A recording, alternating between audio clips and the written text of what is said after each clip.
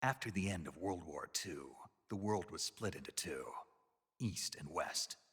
This marked the beginning of the era called the Cold War.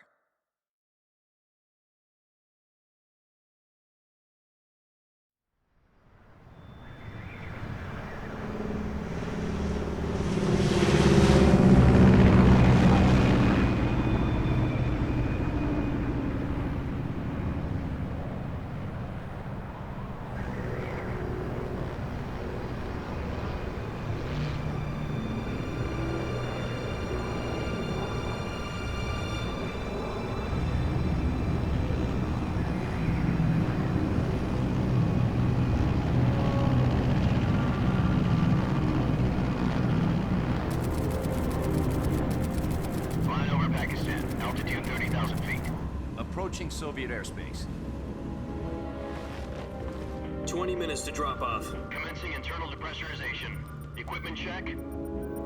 Arm main parachute. All right. Ready to go.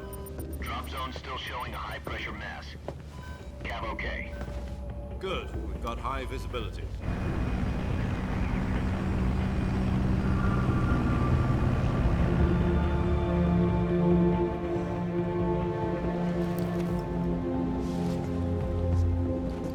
Put out that cigar. Connecting oxygen hose to interior connector. Put on your mask.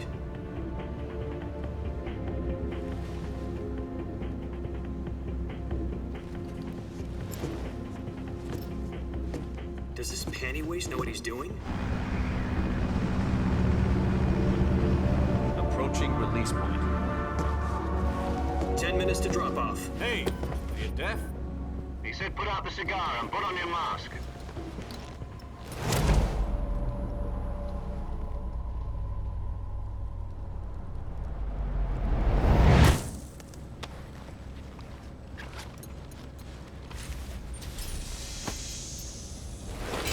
Depressurization complete. Checking oxygen supply. 6 minutes to drop off. Opening rear hatch.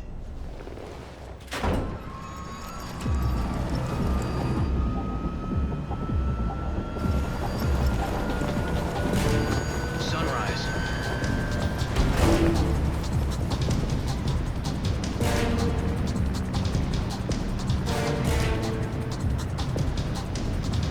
External temperature minus 46 degrees Celsius. 2 minutes to drop off. Stand up. You'll be falling at 130 miles per hour. Try not to get frostbite from the wind chill. 1 minute to drop off. Move to the rear. Activate bailout bottle. This is one for the history books. The world's first halo jump. 10 seconds to drop off. Stand by. Status okay. All green. Prepare for drop off. Countdown. 5, 4, 3, 2, 1. Spread your wings And fly. God be with you.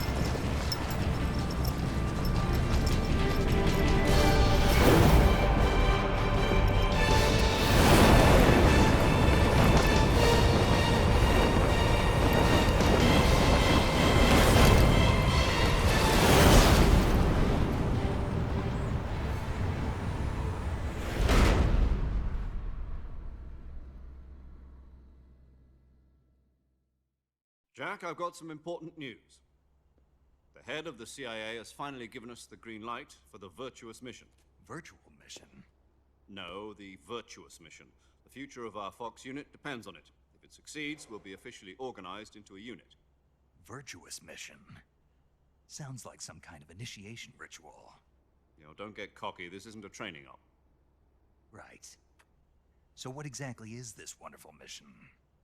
Well, about 2 years ago, a certain Soviet scientist requested asylum in the West through one of our moles. His name is Nikolai Stepanovich Sokolov. He's head of the OKB 754 Design Bureau, one of the Soviets' top-secret weapon research facilities, and the East's foremost expert on weapons development. Sokolov? Isn't he that famous rocket scientist? The very same. On April the 12th, 1961, the Soviets achieved the first manned spaceflight in history. The Earth was blue, but there was no God. Well spoken. The rocket that carried Yuri Gagarin into orbit was the A-1, known as the Vostok rocket. Sokolov is said to be the man most responsible for the multi-engine cluster used in that rocket. After Gagarin's flight, Sokolov left rocket development to become the head of the newly established Design Bureau. From a lowly technician to head of a design bureau, that's quite a success story, so why'd he want to defect? It seems he'd become afraid of his own creations. Afraid? Call it a crisis of conscience. And for that, he left his country and his family behind and went over the fence? Not exactly. One of his conditions was that his family was also to be taken safely to the west. We used a mole to get the family out first and succeeded in sneaking Sokolov over the Berlin Wall shortly afterwards. I was the one who conducted the operation. The security on the eastern side was still full of holes back then. Then what? We got Sokolov over in one piece, but the whole ordeal had left him exhausted, and we checked him into a hospital in West Berlin. It took him 2 weeks and more than 600 miles to get from the research facility in the Soviet Union to Berlin. He was in no condition to say anything coherent. And it was only a week later that we had something much bigger on our hands.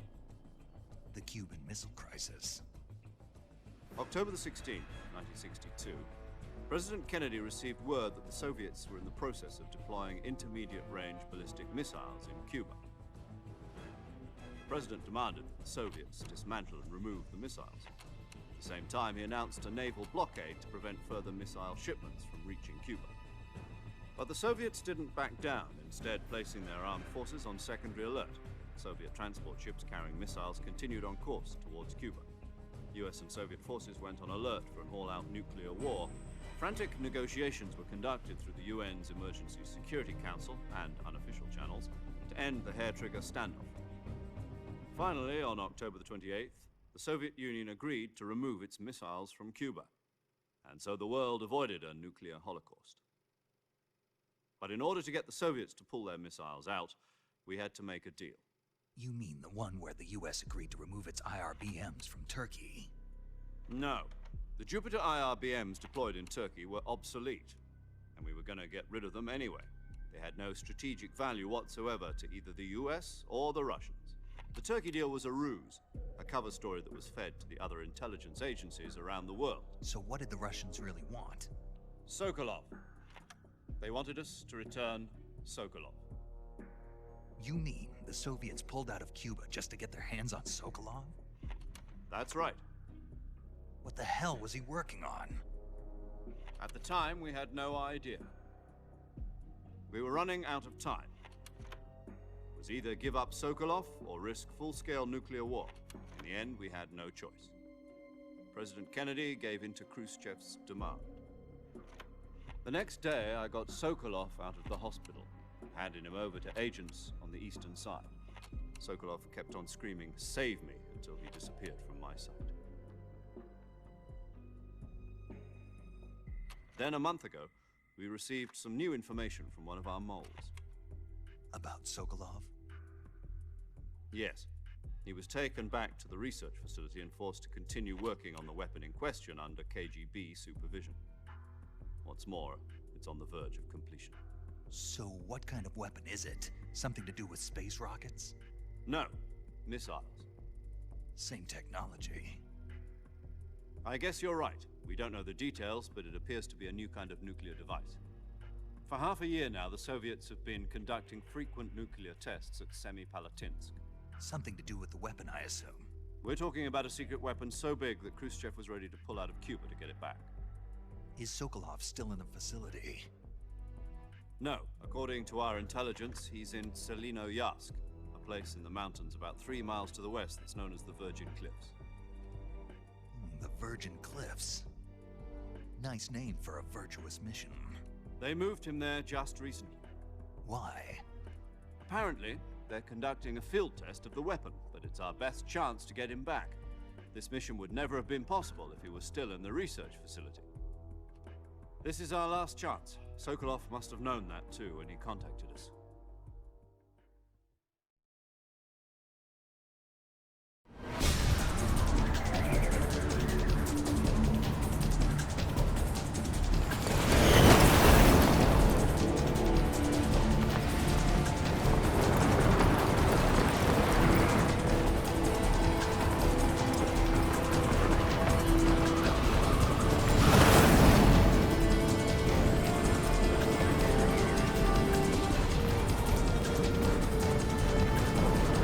Listen up, Jack.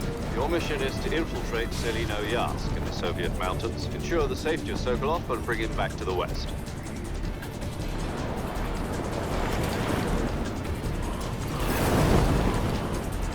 If we don't get Sokolov back before that weapon is complete, we'll be facing a major crisis. The clock is ticking.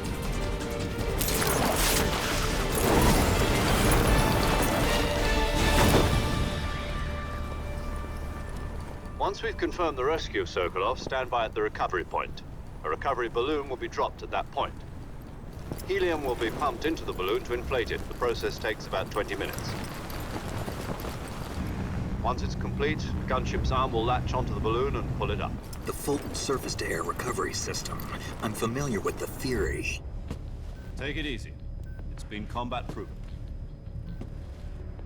Do you think Sokolov is up to it? The shock will be less than during a parachute jump, and the arm can handle up to 500 pounds. So you're planning on going over the border in a single combat Talon? She's equipped with two 6-barrel 20mm Vulcan cannons, as well as two 40mm machine guns. Sounds like she could hold her own against a battalion of tanks. Even with the fuel in the reserve tank, we're facing a 4-hour time limit. If all goes well, it shouldn't take more than a few hours. Home in time for dinner. But if anything goes wrong, you'll be eating dinner, breakfast, and all the rest of your meals in the jungle.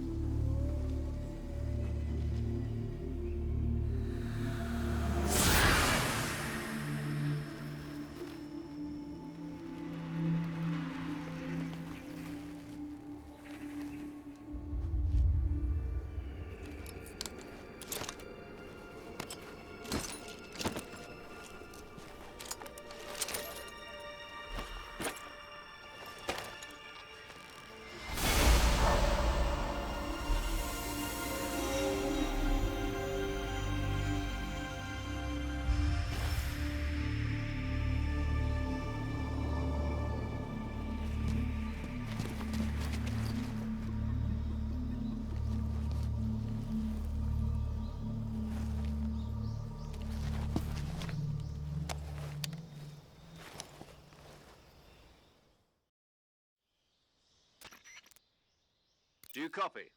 You're already in enemy territory, and somebody might be listening in. From here on out, we'll be using code names to refer to each other. Your code name for this mission will be Naked Snake. I'll be referring to you as Snake from now on. You're not to mention your real name. Snake? Oh, you don't like snakes? What do you mean? Well, you've eaten one before, haven't you? In survival training? I'm glad to hear that. I don't know if I'd ever order one in a restaurant, but... Be careful, you might not have a choice. What about you, Major? What should I call you? Let's see. I'll be Tom. Call me Major Tom. This will be a sneaking mission. You must not be seen by the enemy. You must leave no trace of your presence. Is that clear? This kind of infiltration is the Fox unit's speciality. In other words, weapons and equipment are procured on site. That goes for food as well. You're completely naked, just as your name implies. Great. Now I see why you asked me if I like snakes. I suppose calling me Snake was your idea of a joke, too. No. There's a good reason for that. I'll tell you later when the time is right. Gotcha. Getting back to the subject, how exactly am I supposed to feed myself? You've been issued a knife and a tranquilizer gun. Use them to hunt for food. You'll also find some medical supplies in your backpack. Yeah, about the backpack. I lost it in a tree on the way down. I see. Well, you'd better go back and get it then. You know where it is? No problem. I can see it from here. It's stuck on a branch. To climb a tree, stand in front of a tree that's covered in ivy and press the action button. I'll be monitoring your progress over the radio. We can't risk violating Soviet airspace, but I'll be in the gunship. My frequency is 140.85. I'll give you a call if I need to talk to you. If you need to talk to me, use the send function. Okay, Snake, go get your backpack.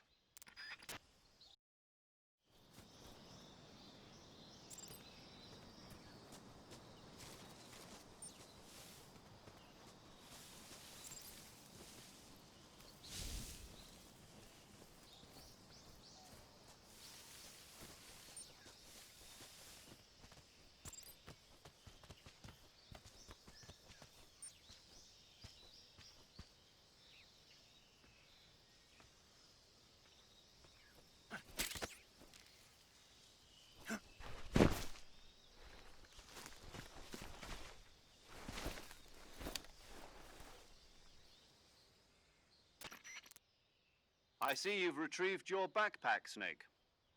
To equip a weapon, it's necessary to take it out of your backpack. In the survival viewer, choose Weapon from the backpack. Your available weapons will be displayed in a list on the screen. From that list, choose the weapon you want to equip and press the Enter button. For other equipped items, just do the same thing from Item. Got it. Use the survival viewer backpack. Yep, that's right. Survival is fundamental to this mission. After you've been out in the field for a while, your stamina will start to drop. If your stamina gets too low, it'll affect your performance. You won't be able to shoot accurately, for example, and your wounds won't heal as smoothly. Keep an eye on your stamina so you don't run out. To recover lost stamina, you can hunt for local flora and fauna. You can use either your tranquilizer gun or your knife to hunt. My only weapon is a Mark 22 Hush Puppy tranquilizer gun? That's right. It's been fitted with its own suppressor. However, the suppressor will deteriorate every time you fire. Once its durability reaches 0, the noise suppression effect will be gone. So don't get too trigger happy with it. The suppressor's durability is shown in the icon. Any weapons and equipment beyond what you're carrying now, you'll have to find as you go. I have to find my own weapons and equipment? Whose crazy idea was this anyway? Solo covert actions are standard Fox operating procedure. You can't leave any traces of your presence. No weapons, equipment, footprints, sweat, or bodily wastes. The same goes for bullets and cartridges, too. Your presence in enemy territory is already a violation of international conventions of warfare. There aren't supposed to be any American soldiers in Russia. It could spark an international incident. You can't let anyone see you. You can't let the enemy know you're there. This is a stealth mission. You're a ghost, Snake, in every sense of the word. And there'll be no rescue if you're captured. The military and US government will deny any involvement in the affair. Then I'll just have to take care of myself, huh? I'm afraid so. You've been given a fake death pill for that purpose. SIS guidelines stipulate that soldiers on covert ops like this one be issued a potassium cyanide capsule. Tape it to your body so you can take it when you need to. How generous of you. Use it if you're taken prisoner by the enemy. It'll send you into a state of false death for a short time. Fooling them into thinking that I'm really dead. So how do I come back to life? Just take the revival pill. You mean that thing they put in my tooth before the mission? That's the one. But be careful. If you remain in a state of false death for too long, nothing will be able to bring you back. Remember that. I'll keep it in mind. You said this was a solo mission, right? Right. I guess that means I can't count on any reinforcements. Correct. The mission rests entirely in your hands. A real one-man army. Relax. There's a support team ready to back you up over the radio. Who? I'll introduce them to you. This time, survival is of utmost importance. The first member of the support team will be in charge of monitoring your physical condition, acting as a medic, so to speak, as well as recording your mission data. She's a member of Fox as well, and she's here on the gunship with me. She? Hello, Snake. I'm paramedic. Nice to meet you. Paramedic. As in a medic who comes in by parachute. Aren't you going to tell me your real name? Are you going to tell me yours, Mr. Snake? My name, huh? It's John Doe. And they call you Jack for short. You're a regular Captain Nemo. A name means nothing on the battlefield. After a week, no one has a name. What's your name? Jane Doe. Very funny. I wasn't joking, but I'll tell you my name only if you manage to make it back alive. My frequency is 145.73. She's also in charge of recording your mission data. Whenever you want to save, send a message over the reserved save frequency, 140.96. So saving lets me record my mission data. That's right. It also records the state of your health. Good to know. There's one more person I want to introduce you to, Snake. Huh? Speaking of snakes, you remember the boss, don't you? A legendary soldier and your mentor. Actually, it was the boss that got the DCI's authorization in the first place. She's going to be serving as Fox's mission advisor. The boss is? She also helped me plan this mission. She and I were at SAS together. Jack, is that you? How many years has it been? Boss? That's right. It's me. Oh. Talk to me. Let me hear your voice. It's been 5 years, 72 days, and 18 hours. You've lost weight. You can tell just by the sound of my voice. Of course I can. I know all about you. Really? Well, I don't know anything about you. What's that supposed to mean? Why'd you disappear on me all of a sudden? I was on a top secret mission. You didn't need me anymore.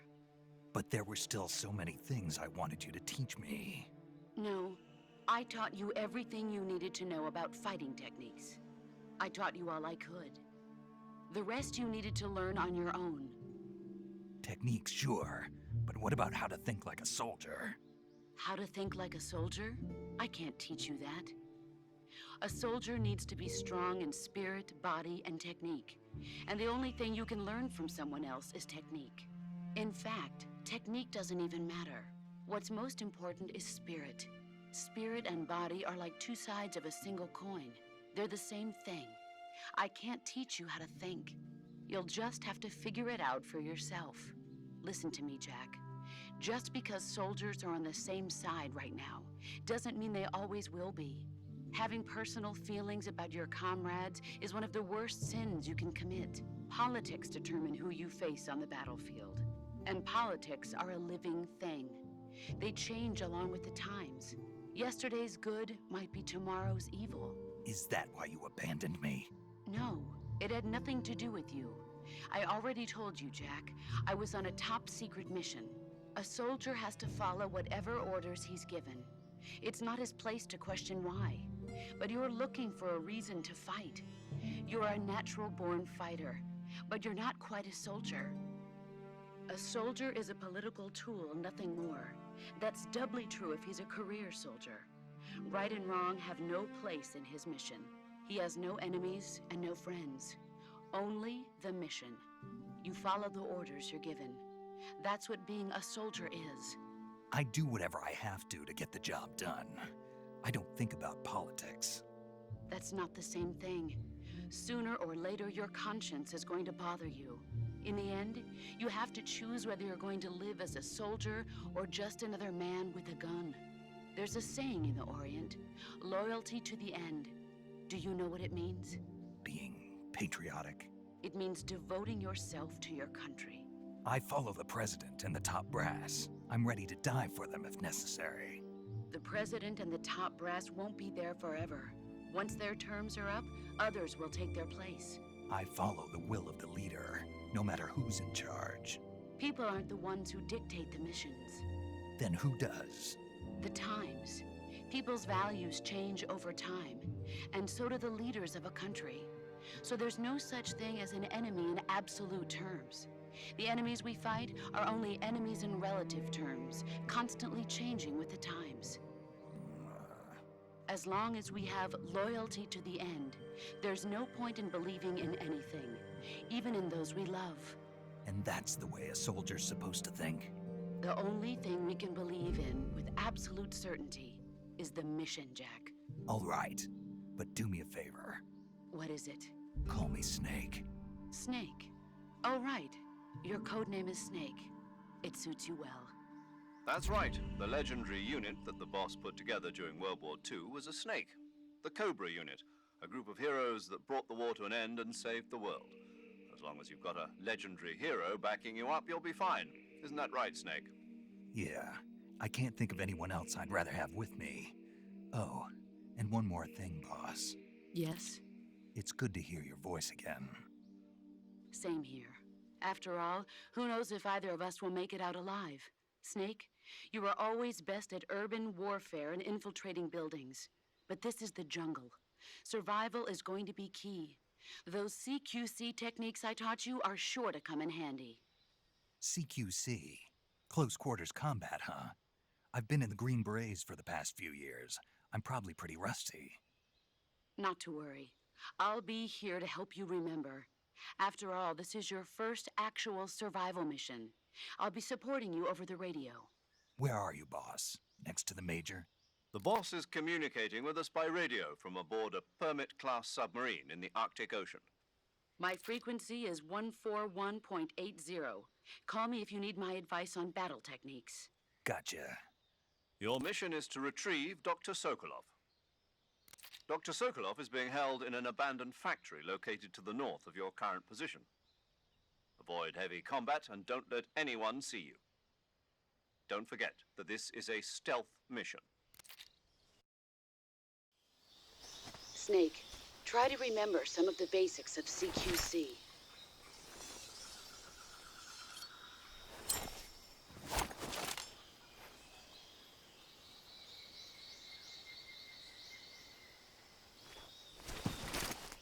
Commencing virtuous mission now.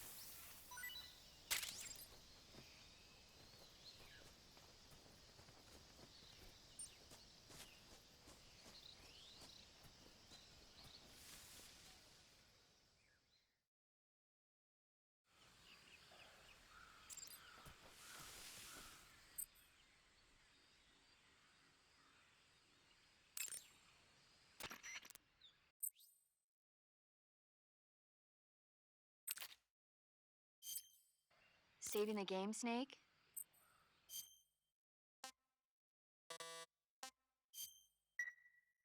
Hey, Snake, you ever heard of Godzilla King of Monsters? No, what is it? It's a movie. You haven't seen it? Nope. It's about this monster called Godzilla, who grows to an enormous size in a nuclear test and goes on a rampage in Tokyo. Nuclear test, huh? Then the Marshall Islands must be crawling with giant monsters right about now. It's just make-believe. Maybe that's why my pants have been so tight lately. Snake, it's a movie, not a report out of Los Alamos. I know. So then what happened? Godzilla is immune to all weapons, and humanity has no way to stop the monster. Dr. Shirazawa develops a new type of weapon, but meanwhile Godzilla is getting closer and closer to Tokyo, obliterating everything in his path. It was originally a Japanese movie, but they made an American version too. I recommend seeing the original Japanese one if you ever get the chance. It's mostly mindless fun, but it's also got a serious anti-nuke message as well. Where can I see the original? You'll just have to go to Japan. Really? That's too bad. If you wait 40 years, you might be able to see it in America too.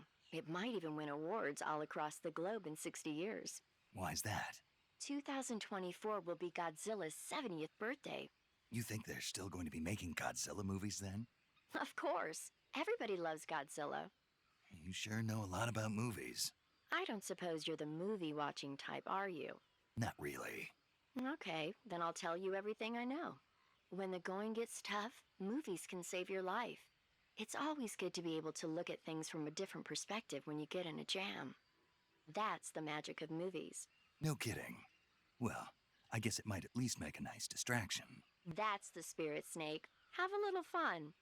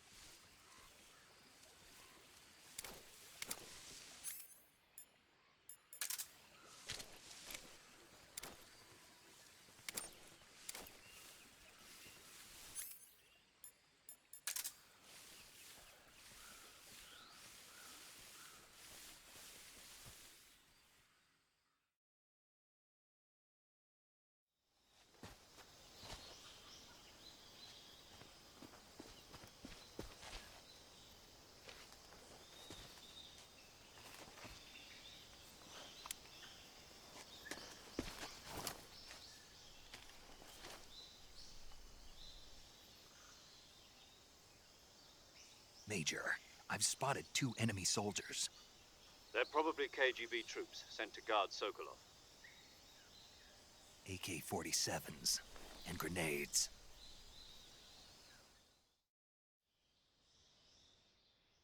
Snake, your presence in Soviet territory is already a violation of international law.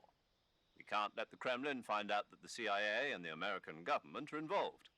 Contact with the enemy is strictly prohibited. Don't engage them in battle either. This is a stealth mission. Got that? The Major is right. The point of this mission is to sneak through the jungle without being seen.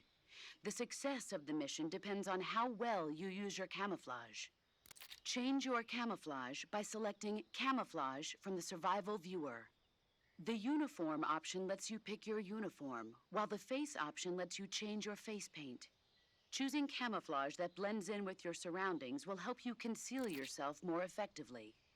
Also, don't forget that anything that moves will stand out in the jungle. If you just stand up and run around like an idiot, you're bound to be spotted. But if you crawl instead, you should be able to sneak by without being noticed. You can see how effective your camouflage is by looking at the Camo Index. The Camo Index shows how well your current camouflage blends in with the surrounding area. The higher the value, the harder you are to spot, and vice versa. The key is to make yourself one with nature. Keep that in mind as you go along, okay?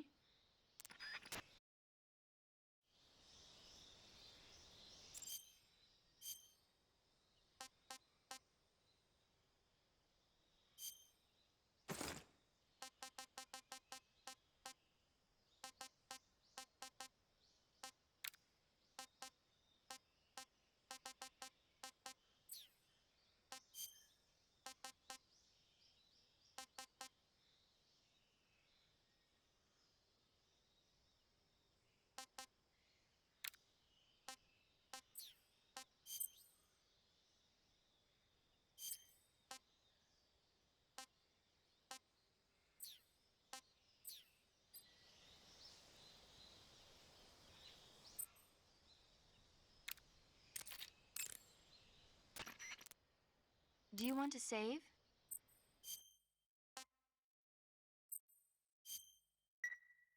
Snake, do you know the creature from the Black Lagoon? Nope, never heard of it. These scientists are investigating a place deep in the Amazon called the Black Lagoon, and they get picked off one after the other by this fishman thing. And there was this scene when the heroine is going for a swim, and the creature sneaks up on her from underwater. Oh, I thought my heart was going to stop. I mean, of course, the 3D effects in It Came from Outer Space were a lot more intense, but... It wouldn't be referring to you coming from outer space, would it? How rude! Why do you say that? Because no one on Earth could be as charming as you. Fine. I'll just get to the point, Snake. Be careful of what's around you when you're in the water. Just imagining you swimming in those jungle rivers makes me think of you being attacked by a fishman. I appreciate the concern. Fishmen aren't the only things that'll attack you in the water. Really be careful out there. Okay. And don't be attacking any pretty girls going for a swim, either. Are you calling me a fishman? You started it.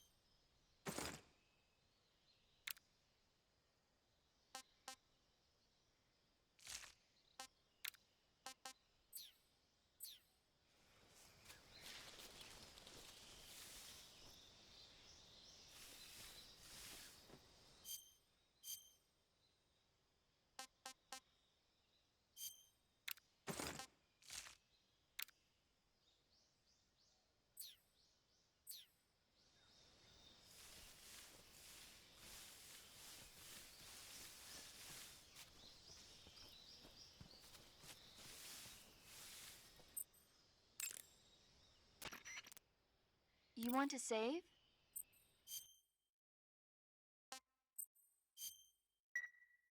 Snake, have you heard of It Came from Outer Space?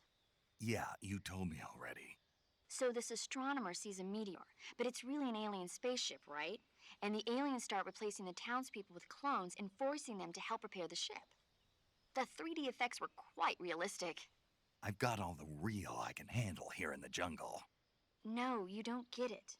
Precisely because it's realistic, with the images jumping out of the screen at you, it makes for a nice escape from reality. I have to admit it made my eyes tired, but it was really intense. Unfortunately, they don't make very many of those movies anymore. When did it come out? I was still in college, so probably about 10 years ago. Guess I'm out of luck then. You know, they're coming out with household versions of video cassette recorders. One day you'll be able to see old movies anytime you want. It'll be like having a movie theater in your own home. Really? It's like if you had a record with movie film etched onto it instead of music. It'll work the same way. You're kidding. No, really. And someday they might make movies where you control the characters yourself. Sounds like magic. It'll happen. Make sure you stay alive to see it, Snake.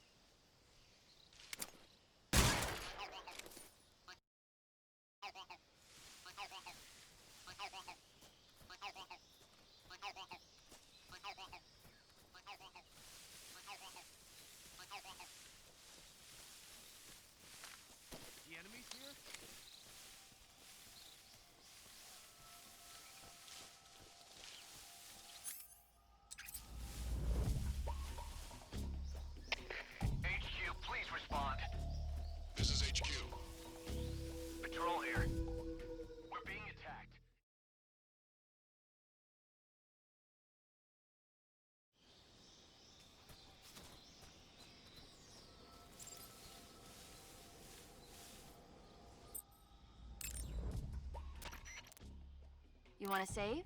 Hold on a sec.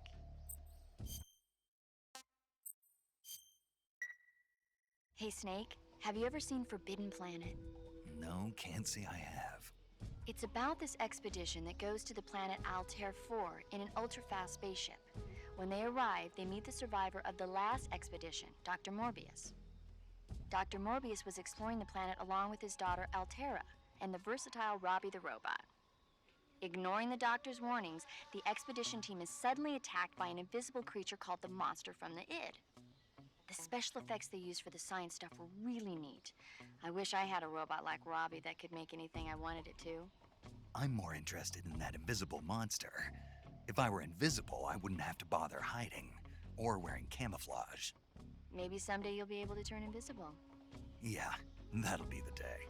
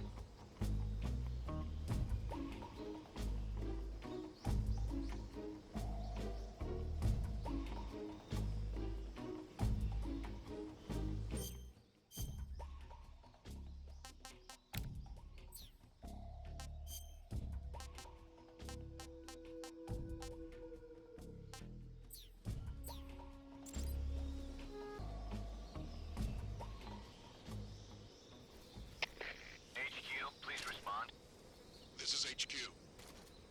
Patrol here. The situation is normal. Understood. Return to your position.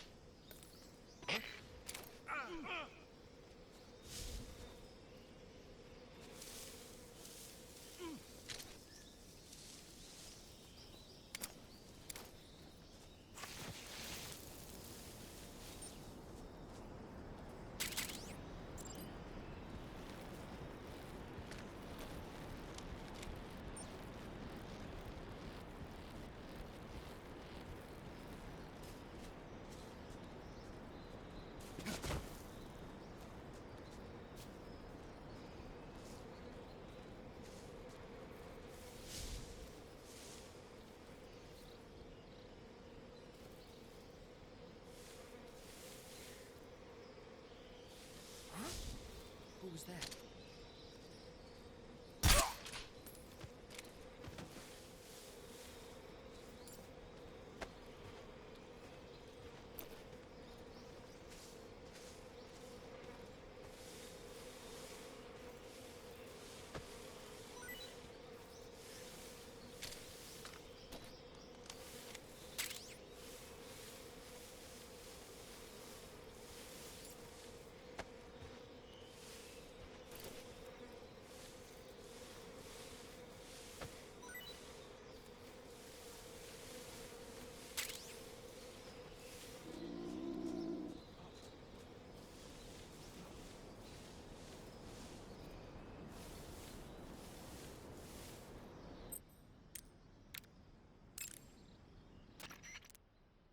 Saving the game, Snake? Snake, have you seen Earth versus the Spider? Nope. It's about this spider that suddenly mutates into a giant monster. They bring it into the city in a state of hibernation, but it wakes up and starts wrecking the place. So why did the spider turn huge? I told you, it suddenly mutated. Yeah, right. Snake, it's people like you that take all the fun out of watching movies. Always nitpicking and taking things too seriously. Honestly, why even bother? Look, the important thing isn't that it got big. Then what is important? The fact that there's a huge spider destroying the city. Suspend your disbelief. That's the whole point of movies.